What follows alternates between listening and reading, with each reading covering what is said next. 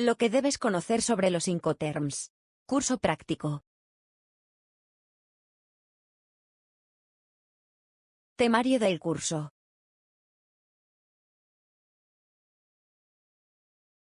Tema 4. Observaciones a los Incoterms 2020. Los Incoterms reducen las posibilidades de disputas y desencuentros, pero como hemos comentado, no son la panacea para cualquier situación. Es necesario conocerlos, pero también es necesario saber qué no cubren o de qué adolecen. Vamos pues a ver ahora una serie de observaciones complementarias, muy a tener en cuenta.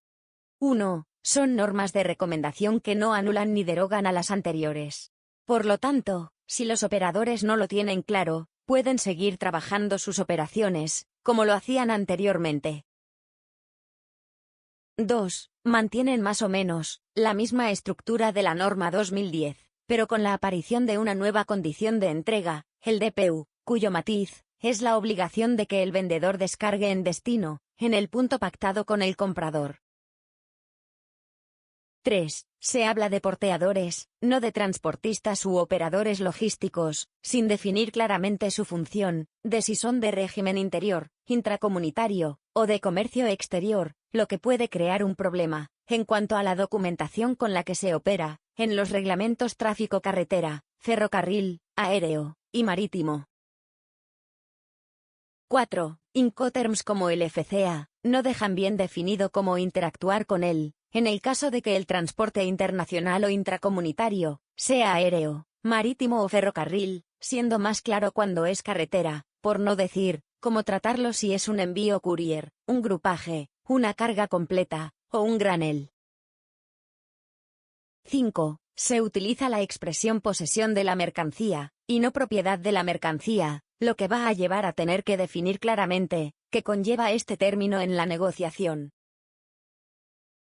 6. Todo lo que no entre en un Incoterm debe estar definido entre las partes en un contrato de compra-venta, cuando lo habitual es que no haya contratos de compra-venta para operaciones de bajo valor en el ámbito internacional, por ejemplo, para operaciones por debajo de 40.000 euros. Consejo: realizar contratos marco. 7. No hacen referencia a cómo tratarlo, cuando el pago no es contra dinero, sino contra mercancías, comercio de compensación, lo que nos llevaría a tener que ajustarlo, dentro de un contrato de compra-venta.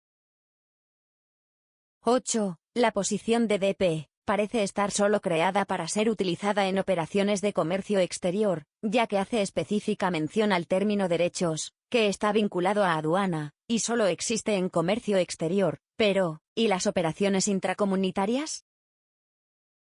9. No hay referencias a la operativa en tráficos de mercancías con operadores courier o mensajerías. 10. Se insiste una vez más en que las posiciones FAS, FOV, CFR y CIF son solo para movimientos de mercancías en transporte marítimo, pero ¿para qué tipo de transporte marítimo? Ya que no es lo mismo un tráfico en contenedor que un tráfico de granel, o un granel peligroso, en cuanto a su operatividad, que no queda definida. 11. Se menciona continuamente el término recepción, pero no se explica qué, o cómo, se confirma, o se ejecuta esta.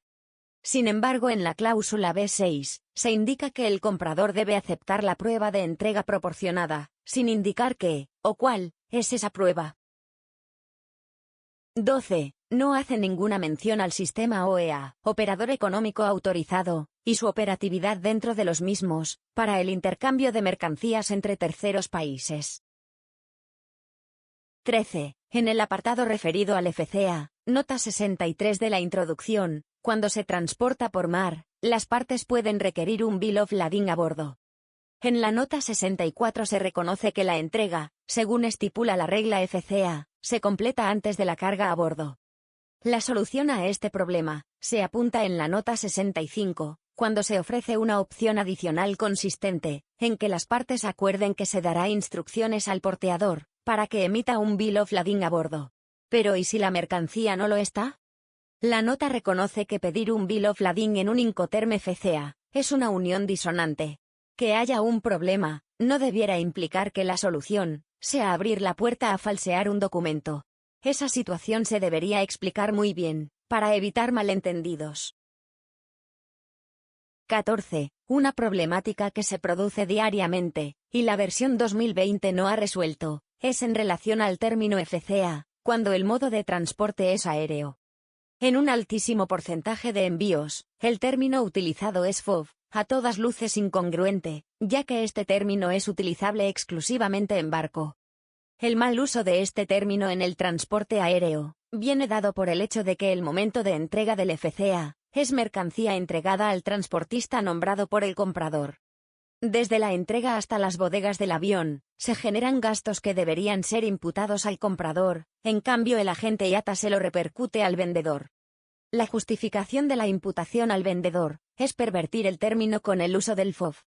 Además, en este FOV aéreo, ¿qué ocurre con el riesgo, desde la entrega al transportista, hasta las bodegas del avión? El exportador, por lo general ni lo piensa. Hasta la versión 1980, ya que en la 1990 se eliminó, existía el término FOA, Free Owner. Este término es el correcto, para asimilar la entrega de la mercancía en las bodegas del avión.